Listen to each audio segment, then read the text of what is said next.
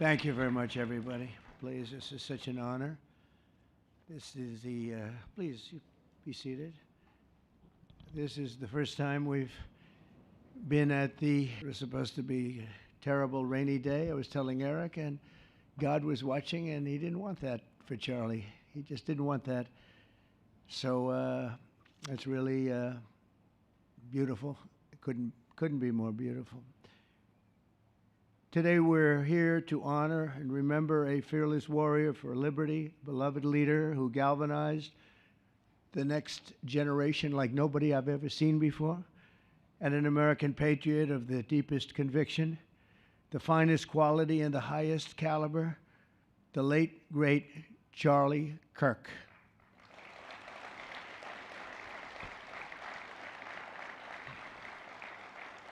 Five weeks ago, our nation was robbed of this extraordinary champion. He was a champion in every way. I got to know him so well.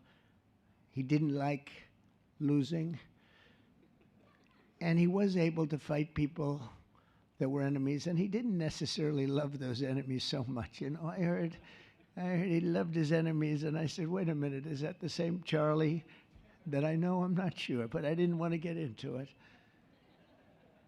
But it was a horrible, heinous, demonic act of murder. He was assassinated in the prime of his life for boldly speaking the truth, for living his faith and relentlessly fighting for a better and stronger America. He loved this country. And that's why this afternoon it's my privilege to posthumously award Charles James Kirk, our nation's highest civilian honor, the Presidential Medal of Freedom. Thank you.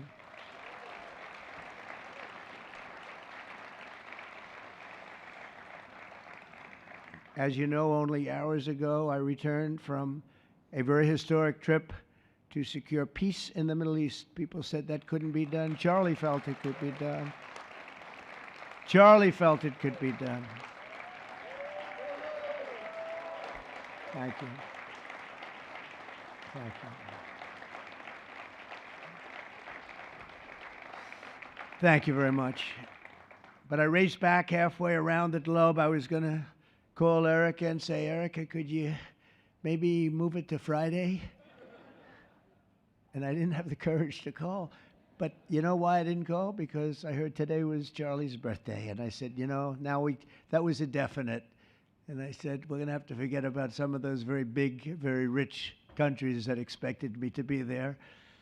And I can tell you, based on the length of that flight, I wouldn't want to go back tomorrow.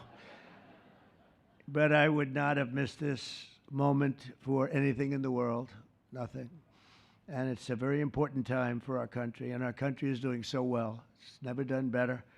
We are a country with almost now $18 trillion of investment coming in. Nobody's ever seen anything like that. Previous administration had less than $1 trillion for 4 years. We have more than 18, it'll be much more than 20 by the time the year, more than $20 trillion. There's never been a country in the world that had anything like that.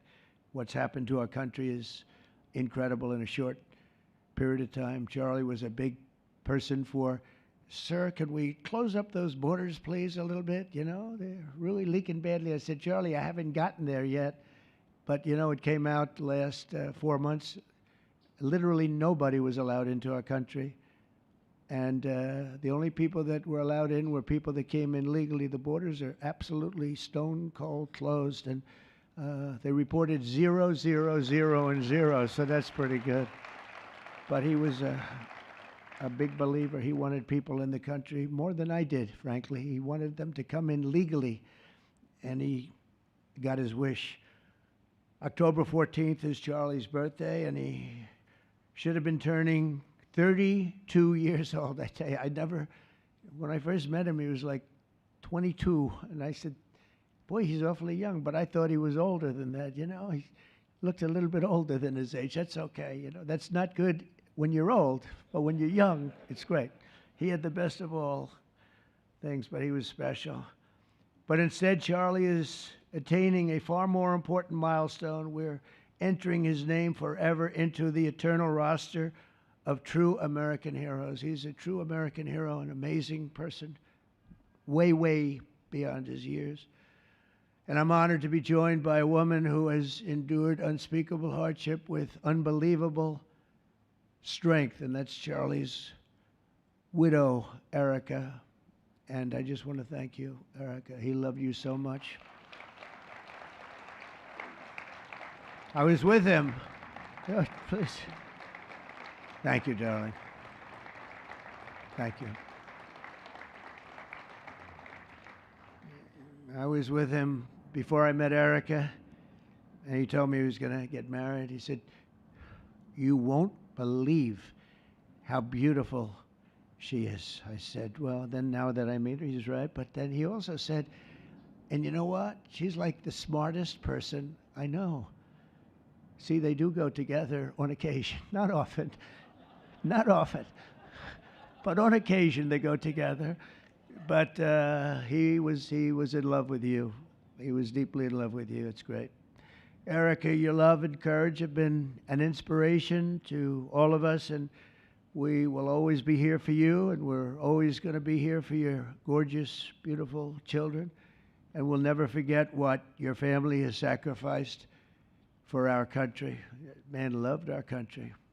When things were going badly for our country, he was so, as you know, angry. He would get angry because he said it doesn't have to be that way. We're also pleased to be joined by an incredible group of Charlie's friends, very powerful friends, actually, and some not so powerful, and they're actually better people, okay? I know them all. They're the less powerful ones. I have to tell you that, all of you power guys down here. The best ones in the group are the ones that are less successful, but that happens too. No, they're all great, and they're here. And let's start with Erica's father. Where is Erica's father? Where are you? Where are you, Dad? Oh, look at him. Wow. I want to get a hat like that, too. I like that. How are you? Nice to see you again. Thanks as well to Vice President J.D. Vance, who's been fantastic. J.D., thank you very much. Great. Doing a great job. Did a great job on Sunday with George Slopadopoulos. I thought put him away pretty good. Second lady, who's a phenomenal woman, Usha Vance. Thank you very much, Usha. Thank you very much. Great woman. President of Argentina. He wanted to be here. That's Argentina's a serious flight, right? And he's become a superstar, and he's doing amazing things. He's a MAGA person, but it's make Argentina great again. That's what he does, right? And I want you to stand, please, Javier Milei. Doing a great job. Thank you very much. Many members of my cabinet are here. Just about all of them are here. I won't go into every single one of them, but I'll announce a few of the people that have really turned this country around and helped me. Incredible people. Speaker of the House, Mike Johnson. Where is Mike? Mike, what a job you're doing, Mike. What a job you're doing. And I watched you this morning, and you're in there trying to say, look, just let the country open. Everything will be fine. We're dealing with some radical left lunatics. And I would just wish Charlie was here to fight us. I think the fight would have been over already. He would have had a march on the Capitol by people whose average age is about 21, because there's nobody that had that relationship with young people. Right, Mike? So thank you, Mike, for being here. House Majority Leader Steve Scalise. Steve, thank you very much. A brave guy and a friend. House Majority Whip, another terrific man, Tom Emmer. Thank you, Tom. Senate Majority Whip, John Barrasso. John, thank you very much. You have all these senators. I'm going to get in trouble. I'm not going to read all their names. I'll be reading all day. We'll be talking about Charlie in about 45 minutes from now. We can't do that. So all of the senators, there's so many of you, thank you very much. I do want to thank Senator Thune for doing a terrific job. He's really been leading properly. Do you agree, Mike? The team, the two of these guys have been fantastic. So to Senator Thune, I want to thank you very much. Incredible job. I watched him this morning, and he was out there pounding them this morning on television, too. And John Barrasso, thank you for the work you've done, and congratulations on your success. But I want to thank you all and all of the Congress people that are here. And I see we have our Attorney General here, and you are doing a fantastic job. Thank you very much, Pam. Thank you. Thank you very much. We have everybody. Wow, that's incredible. Okay, I'm not going to do any more. I'm going to be here too long. But I just want to thank you. Have given him such support, but he always gave you such support. That's why you're here. And very unusual. Charles James Kirk was a visionary and one of the greatest figures of his generation. He was truly an amazing figure and growing leaps and bounds. He knew that the fight to preserve our heritage is waged not only on the battlefield and in the halls of power, of which we have tremendous power here, including the head of a place called war. We call it now war. We had defense. We had our Secretary of Defense. Now we have a Secretary of War. And somehow I think it's more emblematic, and hopefully we'll never have to use war. But the fact that we're ready is very good. Peace through strength is very important. But also in the hearts of our nation's youth, that's where Charlie rode strongest. At age 18, that insight inspired Charlie to found the organization that ultimately touched the lives of millions and millions of people, and so many young people that nobody's ever seen anything like it, frankly. Turning Point USA. It's amazing, and it's actually bigger now. It's become bigger in the last few weeks than Charlie ever thought. I think his end vision in many years from now would have been just a fraction of what it turned out to be in a couple of weeks, right? It's amazing. With hard work and joyful spirit and endless enthusiasm and determination. And he did have great enthusiasm. You know, I always say you need enthusiasm to be successful. He had great enthusiasm. Charlie grew Turning Point into the largest conservative youth organization in the entire country. He forged a personal bond with countless young conservatives. He fought for free speech, religious liberty, strong borders, and a very strong and proud America. In everything he did, he put America first. He really put America first.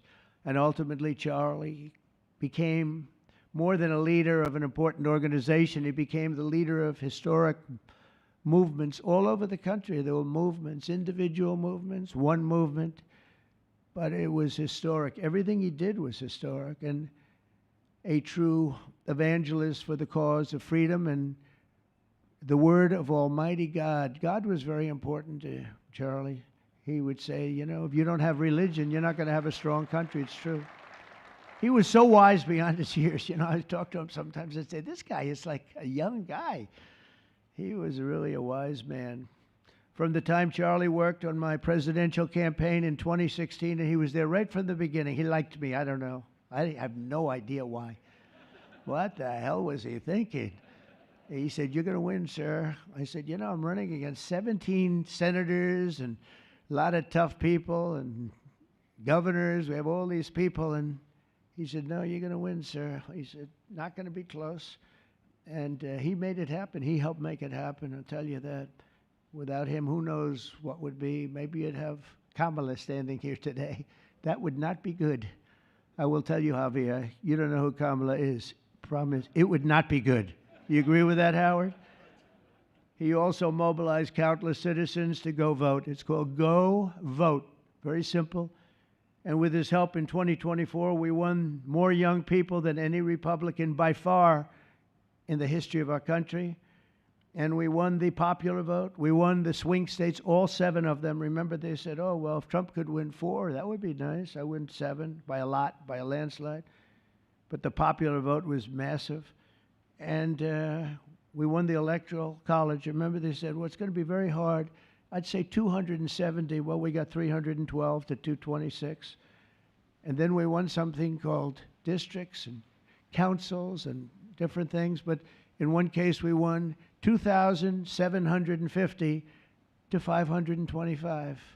That's the one where you see the map is almost entirely red, except they have a little blue line on one side and a little blue line, meaning New York and a little bit Los Angeles. I have a feeling that if the vote were 100%, we would have won that too. You want to know the truth.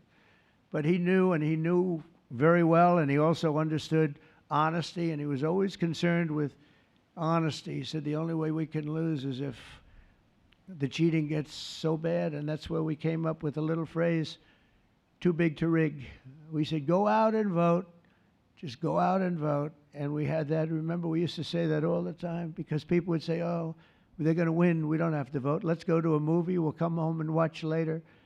And he wasn't about that. So we come up together, we came up with that phrase, we got to make it too big. I never made a speech where I didn't say at the end, now look, the polls are showing good. Don't believe the polls. He said, we're going to make it, Susie, right? Too big to rig. So if you think we're going to win by a lot, doesn't. And at 9:02, the whole thing was over, right? 9:02. Remember they said, oh, this could go a few days. Well, it went a few minutes. 9:02. And he knew that. And I felt it, but he knew it. He knew it. I think he knew it more than anybody.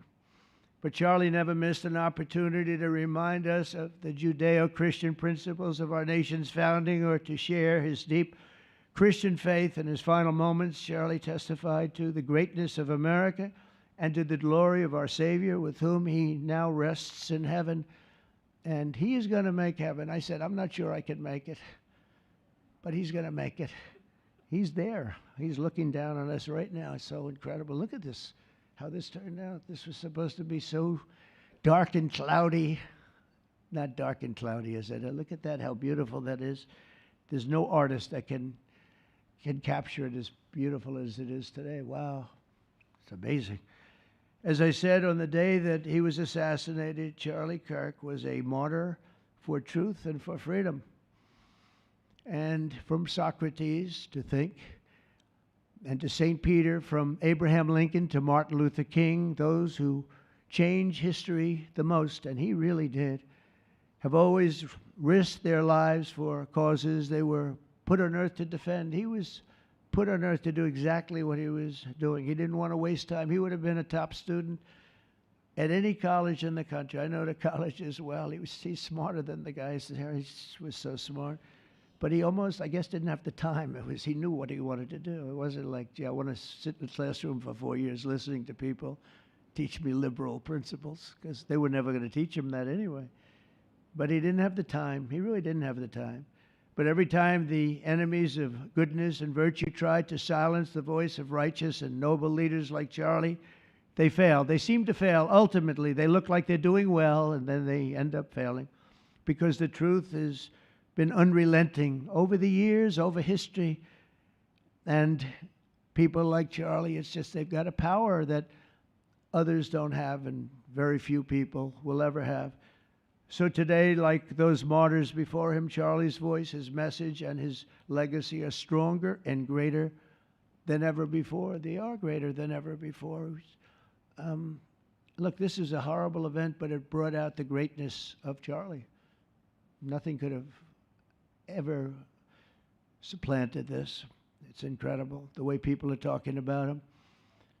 And with great love. I mean, I read so many stories about some of the enemies, but I watch the enemies, and it's hard for them to speak badly about him because they just don't. And then you do have people in the days since Charlie's killing, we've seen exactly why our country so dearly needed his example. We've watched legions of far-left radicals resort to desperate acts of violence and terror because they know that their ideas and arguments are persuading no one. They know that they're failing. They have the devil's ideology, and they're failing, and they know it. They feel it, and they become violent. They seem to become very violent on the left. They've rammed vehicles into federal law enforcement, fired sniper rifles at ICE agents, and me, But I made a turn at a good time. I turned to the right. Charlie couldn't believe it, actually. He said, how the hell did you make that turn? I said, I don't know. But fired rifles and threatened the lives of our Supreme Court justices, our great justices. They have to be protected. We just issued a lot of money, $60 million, to protect the Supreme Court justices. Very important. We can't let anything happen. In places of worship, we're protecting our people. We've seen that a candidate for Attorney General in Virginia boasted that he would want to see the Republican legislature a legislator in Virginia shot in the head and to see his children murdered. He actually said this. And now he continues to run for office, and most people continue to back him, but he said he wants his man shot. He said shot in the head and to see his children murdered. And they keep running. Pretty amazing, right? That's a bad one. Let's see how that turns out, but that's a really bad one. Nobody's heard that one before. Especially in the wake of Charlie's assassination, our country must have absolutely no tolerance for this radical left violence, extremism, and terror. We're done with the angry mobs, and we're not going to let our cities be unsafe. We're going to make sure our cities are safe. When you have Chicago, where they had 4,000 people murdered over a very short period of time, 4,000 people, and then we have a governor stand up and say, oh, things are going swimmingly. No, they're not. We're going to make Chicago safe, just like we're going to make. Look what we did in D.C. It's so nice that we started here, because this was one of the most violent places in the United States. It'd be dangerous to be right out here. But you couldn't go to a restaurant. The restaurants were all dying. The whole place was dying. You'd have these gorgeous, look at the Washington Monument over there. You'd have these gorgeous buildings and monuments and structures. And people were afraid to leave their apartment. They were afraid to go to work. They'd get into an Uber, and they'd feel safe, and then the Uber would be attacked.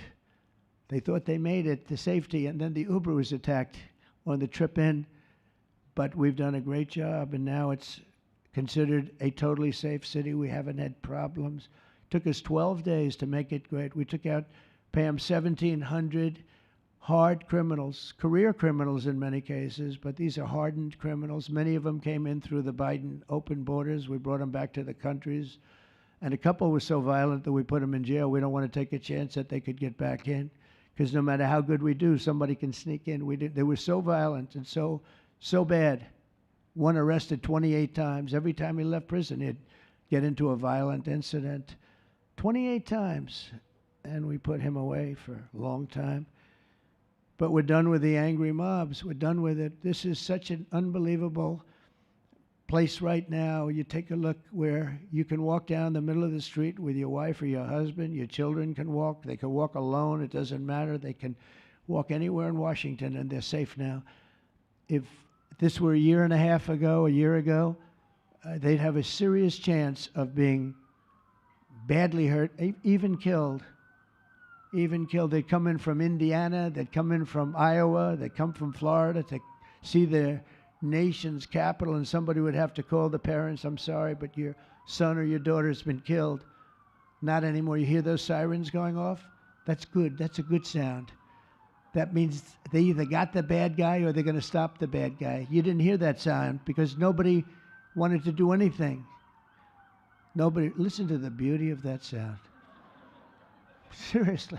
And that's the real deal sirens. They're not politically correct sirens. You hear them, they're about 3 miles away. That's great. What a beautiful sound. They're stopping crime. That's what they're doing. So we're done with the voices of fools. They're fools. And death threats, and we're going to make our cities safe. And I thought it was Charlie's, one of his biggest dreams was that. He couldn't believe it. Chicago's going to be a great city again. We've already, we sent people in there 6 months ago, and this governor said, well, crime is down. Yeah, that's because we had the FBI in there for 6 months, just preparing it for the bigger surge. And they've done a great job, the cash and the FBI. They've done a great job, and they love doing it, They love being able to do it. They were restricted from doing it. They couldn't do anything. And now they're totally unrestricted. All they have to do is stop crime, and they're doing it. By the way, Memphis, as you know, you heard they went in about a week ago, one of the most dangerous places in the country. It's really in the world. It's not just the country. They have very few cities that would compare to some of these cities. You go to Afghanistan, you say, oh, that's unsafe. Well, the crime numbers are much better than the crime numbers in places that we have. So Memphis, I understand, is doing unbelievably in 1 week. It's like a different place. And this took 12 days, and then after that, we just perfected it. But after 12 days, we had good safety here. After 1 month, it's like, it's really amazing. And by the way, restaurants are booming. Restaurants are opening up. The big problem we have, you can't get into a restaurant in D.C. anymore. So they're opening up. It's a beautiful thing to see. It's called safety. It's called law enforcement and letting them do their job. And that's why I said last month that I have directed the Attorney General and the Department of Homeland Security to confront the very real threat of left-wing terrorism in our country. It's a real threat. Not when you confront it, it's not, because they're not brave people. In fact, they're cowards. When you confront them, they immediately fold. You have to see them fold. You have to see them crying. They fold. But it includes dismantling the networks that fund them and finance them, and we're finding out who those networks are. We already know quite a few of them. When you see these violent incidents and then you see people holding this gorgeous sign with beautiful wood, beautiful cardboard, wood, everything's perfect paint job, and they're all the same. There are thousands of them. You know that they weren't made in the basement out of love. They were made by anarchists, and in some cases wealthy. I'll probably find some of my nice friends that are up there being so nice to me, especially lately. They're being very nice. But it surprises you who they may be, and you almost wonder why would they do it?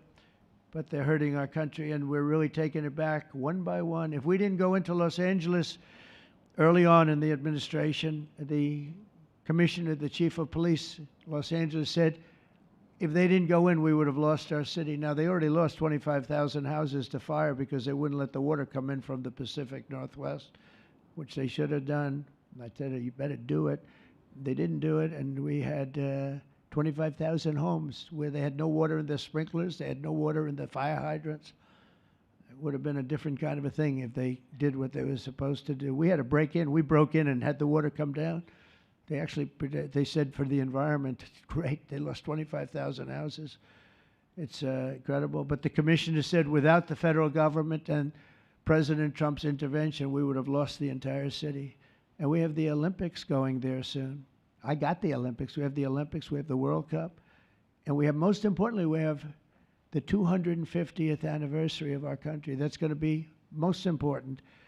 And all of these things are happening. And we're going to have safe cities. We're going to have very, very safe cities. So 1 month after Charlie's death, we still feel the terrible shock and the pain of his loss, like just about nobody I can think of.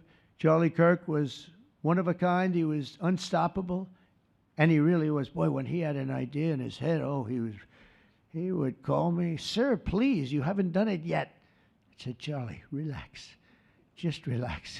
He didn't relax. He'd call me the next day again. It got it done.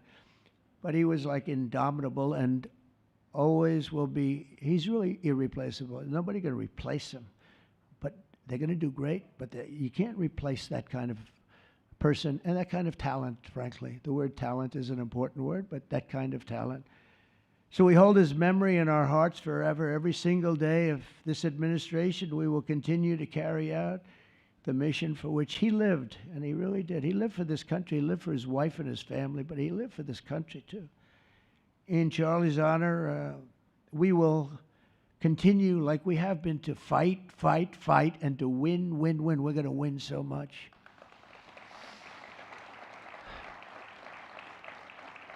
So the Presidential Medal of Freedom is a big deal. You have the Congressional Medal of Honor, military, and the Presidential Medal of Freedom, which is civilian. And the Presidential Medal of Freedom is a really big deal. Very few people get it.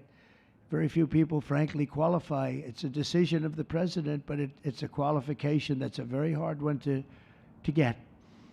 And I would like to ask, if I might, the military aide to read Charles James Kirk's citation for the Presidential Medal of Freedom. Thank you very much. Thank you.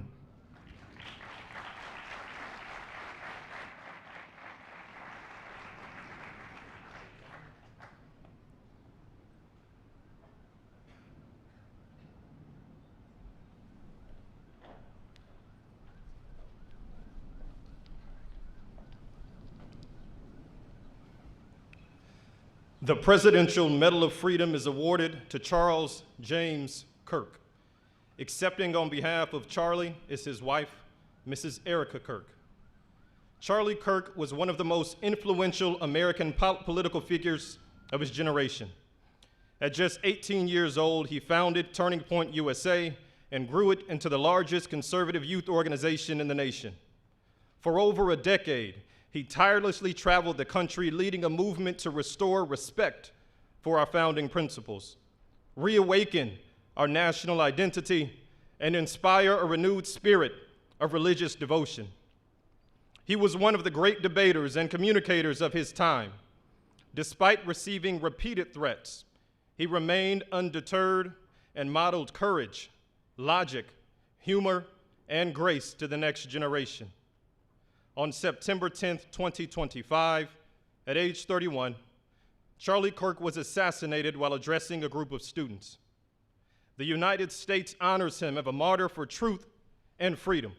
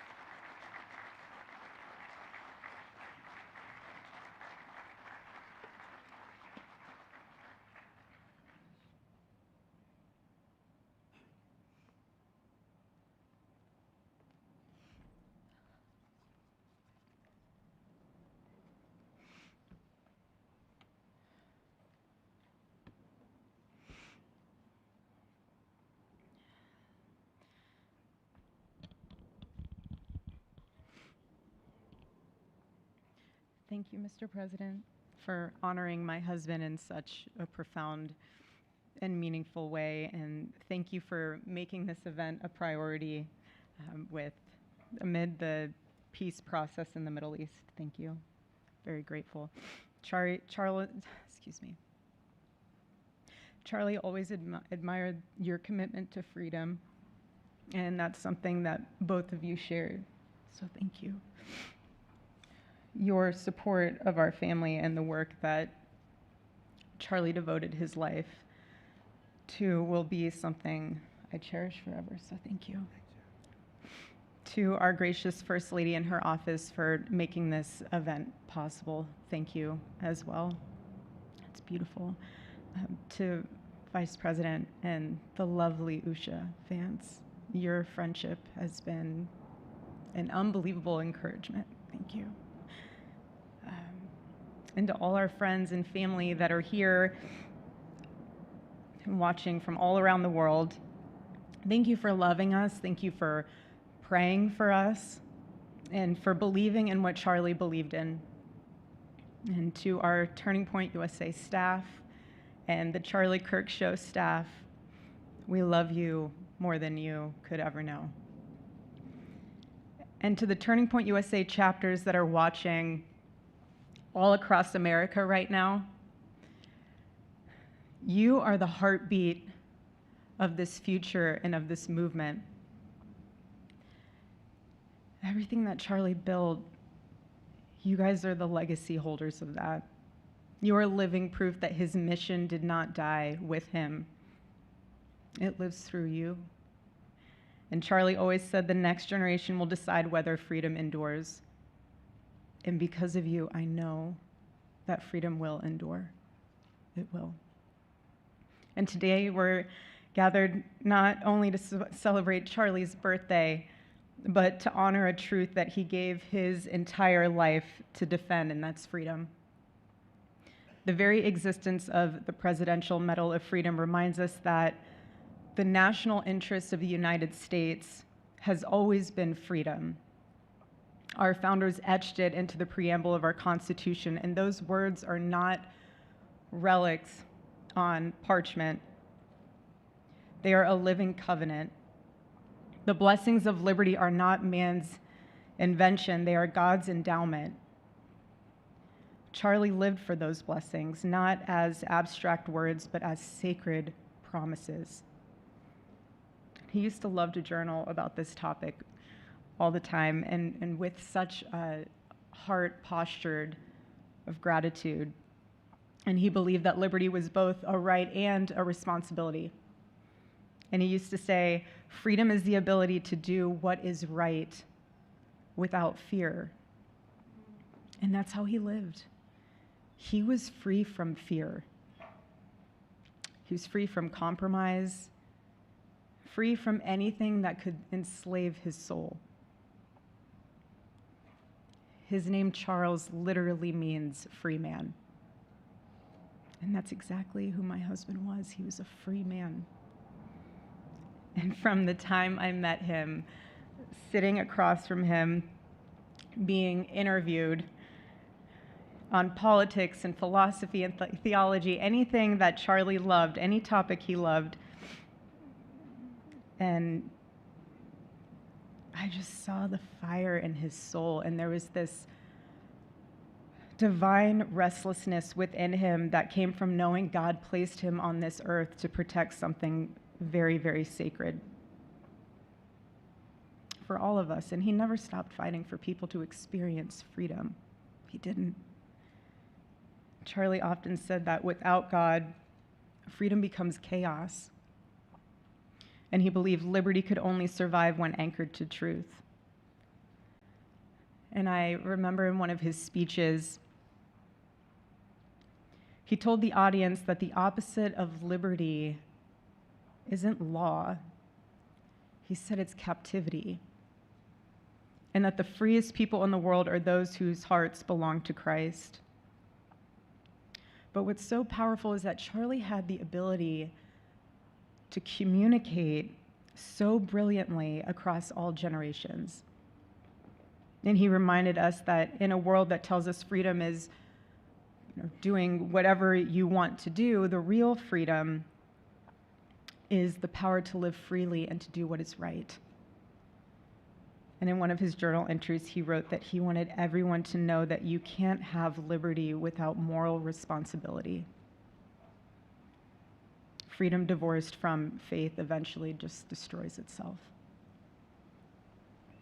And what's so fascinating about all of this is looking back these past 12 years of Turning Point USA and his mission, there's almost this veil of sacredness. Because what I realize is that while he was building an organization, he was also building a movement. One that called people back to God, back to truth, and a movement that was filled with courage. And ironically, for a man who impacted millions, Charlie never desired to be the center of attention. He just wasn't. My husband was not a man of extravagance. He loved simple but deeply meaningful things, truly. He loved his late night walks. He loved buying more books than he could ever read because he felt there was no such thing as a book budget. And he loved being able to read to our kids the same bedtime story on repeat because he knew it was their favorite. But to him, that was special. And he loved to sit in the sun on a Saturday morning with his cup of decaf coffee, and his phone was off because he was honoring the Sabbath. And for him, it was that moment to catch his breath and just be in peace because he was unreachable at the moment. And he preferred quiet birthdays. But that never stopped me from telling him. I told him every single year, I said, baby, I love your birthday. I said, because it's the day that God knew the world couldn't go another day without you.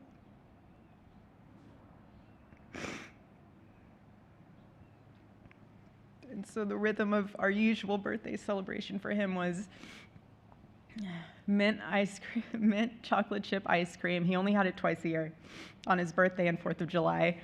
It's just, and then after that, it was back to work as usual. But last year, his one birthday wish was to see the Oregon Ducks play the Ohio State and they won. Oregon won that night. And it was by far one of the most memorable nights of his birthday experience of his life until today. And so, honestly, President Trump, I have spent 7.5 years trying to find the perfect birthday gift for Charlie. And it's so difficult. And those of you that have spouses or loved ones, you know how difficult it is sometimes to buy a gift for someone that you love, because he wasn't a materialistic man, so that also did not help. But now I can say with confidence, Mr. President, that you have given him the best birthday gift he could ever have. Thank you.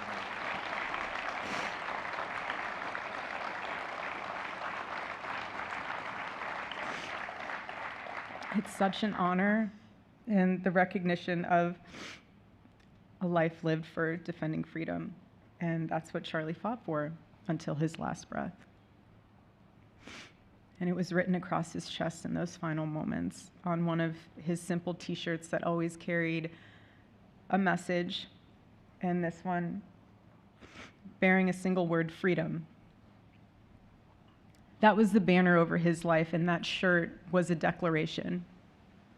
The same declaration he made in every speech, every campus visit, every time he shared the gospel at a church, every sleepless night that he would spend praying for the youth of this nation and planning for the future of our country, and just impressing upon them that when we defend liberty, we defend the soul of our nation.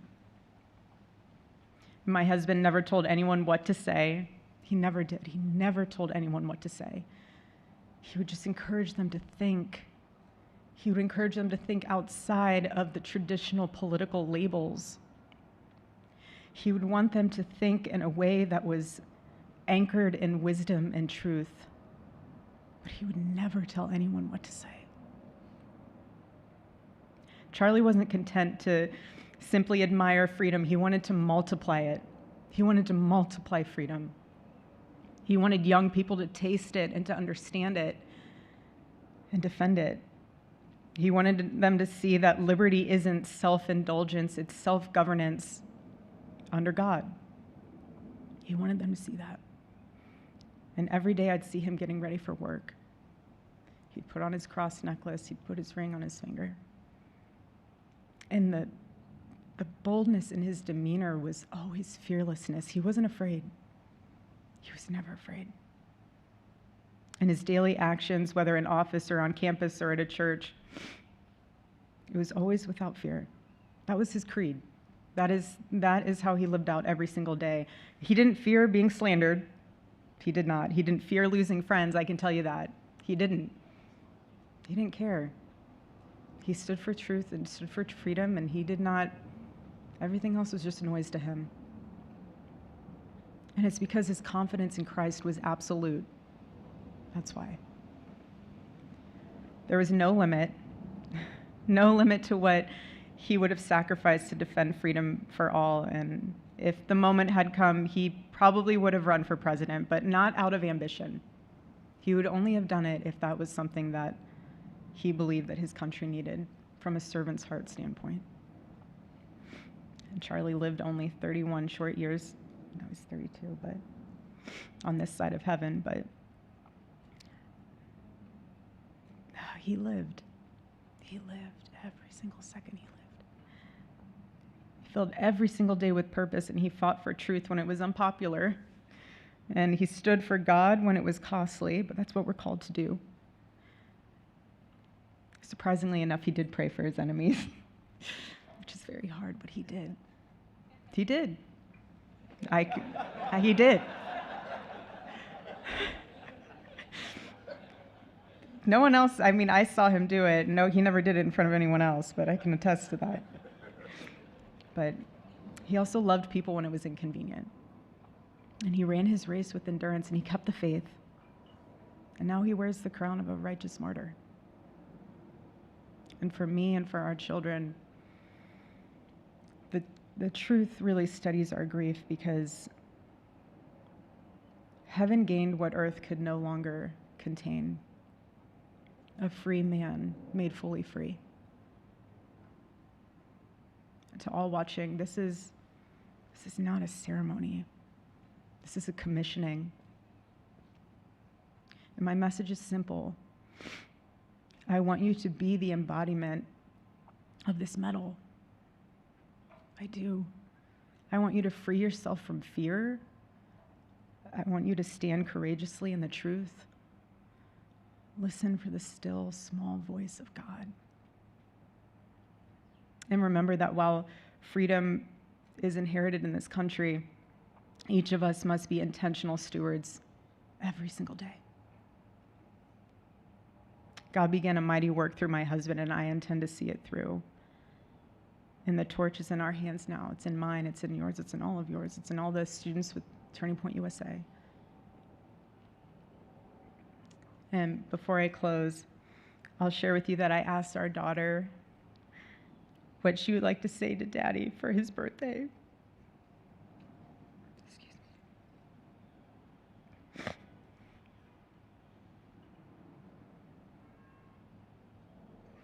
She said, "Happy birthday, Daddy. I want to give you a stuffed animal.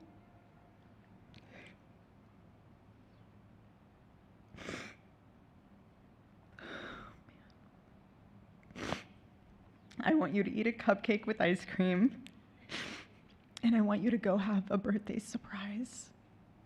I love you," is what she said. And while our son is precious, he can't yet speak, in classic Kirk family fashion, his actions spoke louder than his words, and his gift to you, Charlie, and myself for that matter, was deciding to become the man of the house and be fully potty trained at 16 months. But Charlie, baby, I know that you're celebrating in heaven today, but gosh, I miss you. We miss you.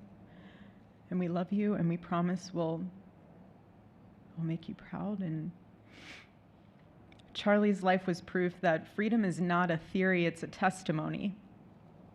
He showed us that liberty begins not in the halls of power, but in the man of a heart surrendered to God. And so today, as we honor Charlie with this incredible Presidential Medal of Freedom on his birthday, I stand here with tears and just a humbled heart and spirit, because his story reminds us all that to live free is the greatest gift, but to die free is the greatest victory. Happy birthday, my Charlie. Happy Freedom Day. God bless you.